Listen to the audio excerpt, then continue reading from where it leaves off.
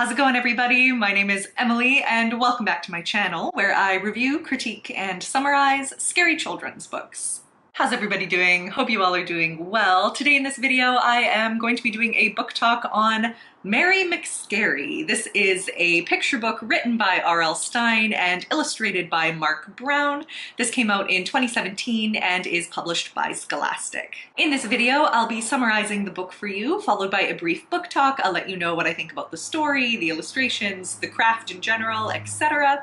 And finally, I'm going to tell you my personal scores for this book. So since it is a picture book, I will be scoring on story, visual, scares, and my personal score. So make sure to stick around until the end of the video if you want to see those. This is going to be a fun one, you guys. So Mary McScary is about a little girl named, you guessed it, Mary McScary, who loves to scare things.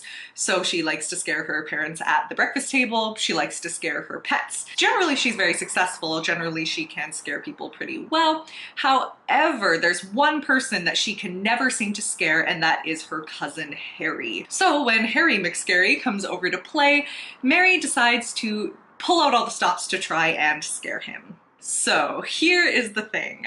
I do not like this book. I'm sure there's people out there that will love this book for their kids or their friends and family's kids. Personally, I am not one of them, and I'll let you know why. So first comes the writing. When we talk about picture books, there are a number of components that authors are encouraged to incorporate into the story because when it comes to picture books, craft is so important. Everything from the relationship between the text and images to the paratext, the dust jacket, the covers, the spine, the end papers, everything in a picture book makes meaning. That's one of the reasons that picture books are one of the hardest things to write in literature in general, I think. All of these rules are very specific and everything has to work together. If one of these components is a little bit off, then the whole book just suffers. And one of these things that authors are encouraged to incorporate when they write children's picture books is repetition. Kids love it. It makes for interesting read-alouds.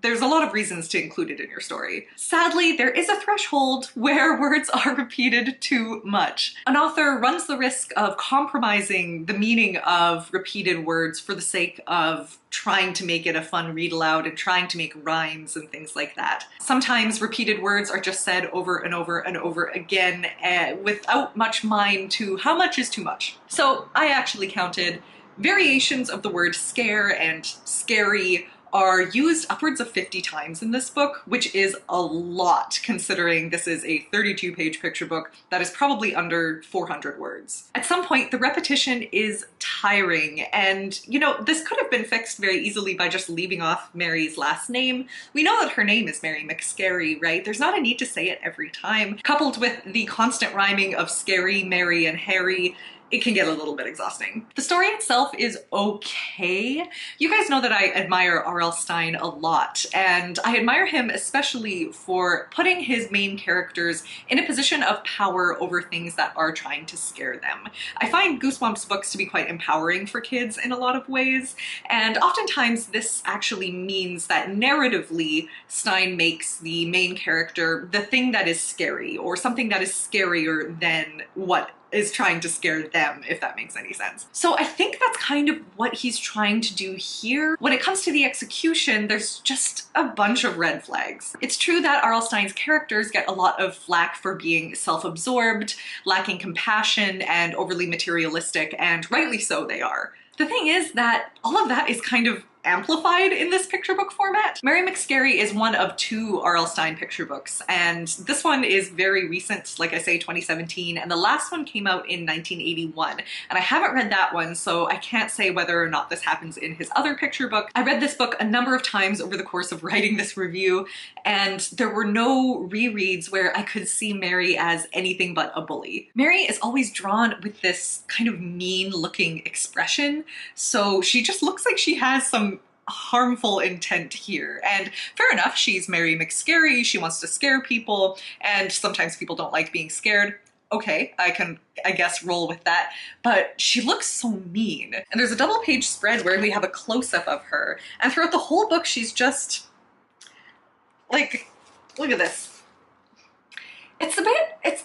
There's something about it that I just can't really connect with, and I really think that she is just straight up a bully and, you know, scaring her own pets and stuff. Like, something doesn't read quite right. I should mention that I am a fan of Mark Brown's illustrations. I really think he does amazing things with Arthur particularly, but there's just something about this that doesn't translate for me. There's something about it that is so sour, and to me, it's not the best. I think what I'm snagging on as well here is the ending of the book. Spoiler alert, in case anybody cares about spoilers, but at the end of the book, Mary succeeds in finally scaring her cousin Harry by giving him a kiss on the cheek, and he runs away screaming. Can't say I'm a huge fan of the whole girls have cooties thing, and it's not that I'm resisting the fact that sometimes or even often kids relate to each other this way. I think unfortunately this does happen, and you know, that's just the way it is. However, narratively, really, the scariest thing about her is that she's a girl, you know?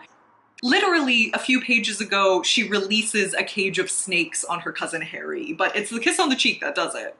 Is this kind of interaction really something that we want to perpetuate, this idea that girls have cooties? So with all of that in mind, I'm going to give Mary McScary a 3 out of 10 for story and a 5 out of 10 for visual. Unfortunately, there wasn't much here that worked for me in terms of those two things. In terms of scares, I'll give this a 5 out of 10. This isn't a scary book, and really, the only reason I want to give it a 5 out of 10 is because I find Mary's design to be a tad bit disturbing. And finally, I'm going to give this book a 3 out of 10 for my personal score. Unfortunately, this wasn't for me, and I really think this book could have had potential if it had been edited more closely. And I know that some of these projects, when they are spearheaded by two giants in the children's literature world, you know, aka R.L. Stine and Mark Brown, these projects tend to be rushed a little bit and edited not so closely. You know, the publisher knows that they're going to make sales just based on the names attached. And I get that these books are kind of rushed through. I get that they're working with tight deadlines. From a publisher's point of view, I can totally understand why some of the problems with this book would fall through the cracks. However, it is disappointing. Alright guys, so that is it for my review today. Thank you so much for watching. I know I don't usually have like straight negative reviews on this channel, but sometimes you read a book and there's just nothing for you there, and that was the case with this book for me. Let me know in the comments below if you've read Mary McScary. Have you read R.L. Stine's other picture book that came out in like 1981?